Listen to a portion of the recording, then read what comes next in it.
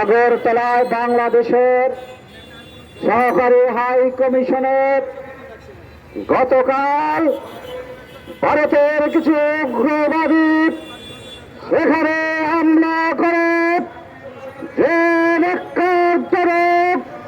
ঘটনার সৃষ্টি করেছে। শুরুতেই আমি আমার বক্তব্যের শুরুতে এই হামলার তীব্র নিন্দা এবং প্রতিবাদ জানাচ্ছি। আমাদের মনে রাখতে হবে, ভারতের কালকে যে ঘটনা ঘটানো হয়েছে তা জাতিসংঘের ভিয়েনা কনভেনশনের সম্পূর্ণ পরিপন্থী। ভারত সরকার বাংলাদেশের কূটনীতিকদের নিরাপত্তা দিতে সম্পূর্ণভাবে ব্যর্থ হয়েছে। এই জন্য ভারত সরকারকে নিঃশর্তভাবে ক্ষমা চাইতে হবে।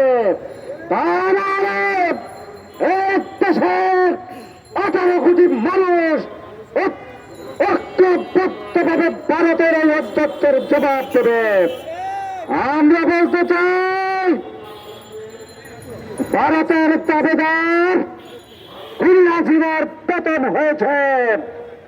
ভারত খুলনাজিরাকে ওখানে আশ্রয় দিয়ে বাংলাদেশের বিরুদ্ধে আজকে উস্কানির সুযোগ দিয়েছে।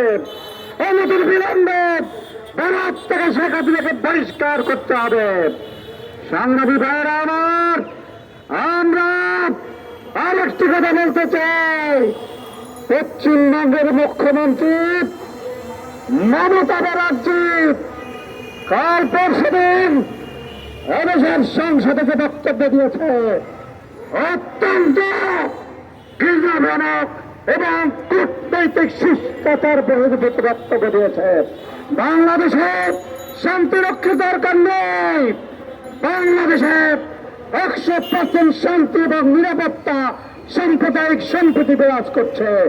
বরং ভারতের বিভিন্ন রাজ্যে যে দাঙ্গা চলছে, কাশ্মীরে দাঙ্গা চলছে, মণিপুরে যে নির্মম দমনের যন্ত্রণা হচ্ছে, আমরা মনে করি সেই সমস্ত এলাকায় জাতিসংঘের শান্তিরক্ষী মিশন নিয়োগ করা দরকার। সর্বশেষ বাংলাদেশের এই জনগণ দাসত্ব কখনো মেনে নেবে না। সেজন্য আমরা এদেশের ধর্ম বর্ণ নির্বিশেষে সবাই ঐক্যবদ্ধ আছি এবং আগামী দিনে ভারতের আধিপত্যবাদী হুমকি মোকাবেলায় আমরা জীবন দিতে প্রস্তুত রয়েছে। আল্লাহ সবাইকে সেই লক্ষ্যে কাজ করার তৌফিক দিন। আসসালামু আলাইকুম ওয়া রাহমাতুল্লাহ।